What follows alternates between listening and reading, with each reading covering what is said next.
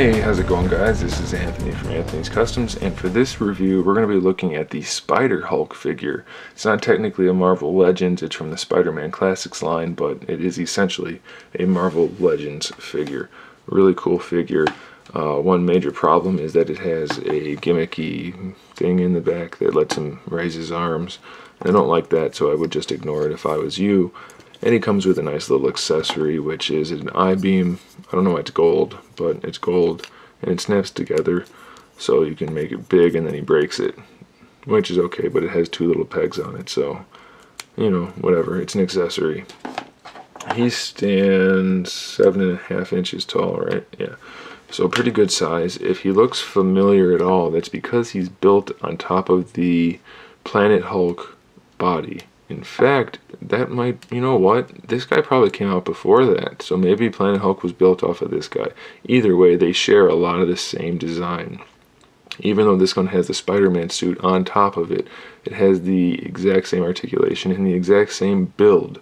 So however they work that out, I don't know, but it's very similar, even the same thumbs. So, pretty cool. The head is articulated. It has the ball disc, so the disc is there, and then the ball swivel there. Shoulders are technically ball hinges, but as you can see, it's got that goofy mechanic in there, so you're going to have to fight against the mechanic to get it to work. It does have the ball hinge, though, so that's cool. Bicep swivel, single jointed elbow. Stiff on him, but it is there. He has a wrist swivel, individually articulated thumb, individually articulated finger, individual knuckle articulation as well, and that's the same on both sides, so that's cool. The Hulk doesn't have those. The Planet Hulk, he just has the solid set of fingers, but the thumb is. So either way, that's pretty cool. He's got the diaphragm joint that the Planet Hulk has, and the waist twist. Ball hinged hips, slightly at a Y, but not too bad.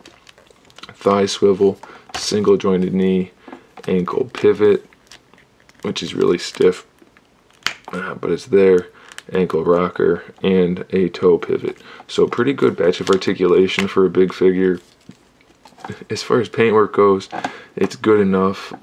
He does have some shading in some areas, like around his neck and some stuff like that, but some of the webbing isn't painted in fully, so that's a little disappointing. It is all sculpted, though, and the green parts sticking through the torn uniform are painted pretty well, so that looks nice.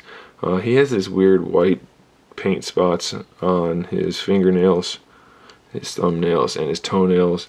That doesn't look so great, but you know, it's not the worst thing in the world, and I'm okay with it because he's a pretty cool figure. He is becoming harder and harder to find. He's not an exceptionally good figure, but I guess just that it's the only version of Spider-Hulk we've ever gotten.